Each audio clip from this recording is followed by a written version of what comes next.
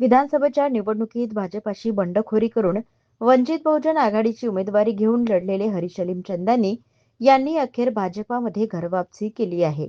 हरिचंदानी यांचं बंड शमविण्यासाठी भाजपाला मोठी कसरत करावी लागली.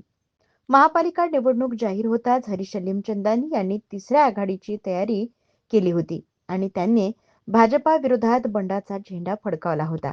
मात्र वरिष्ठ पातळीवरील हालचाली पाहता भाजपासमोर बंडखोरांचे मोठे आव्हान उभे ठाकले होते. बंडखोरांना अखेर भाजपाकडून शांत करण्यात आले आहेत. आज भाजप कार्यालयात झालेल्या एका सोहळ्यात अलीमचंदानी यांनी अखेर भाजपाची वाट धरत भाजपामध्ये पुन्हा प्रवेश केल्याने भाजपाची खेळी यशस्वी झाल्याची चर्चा अकोल्यात राजकारणाला चांगलीच रंगली आहे.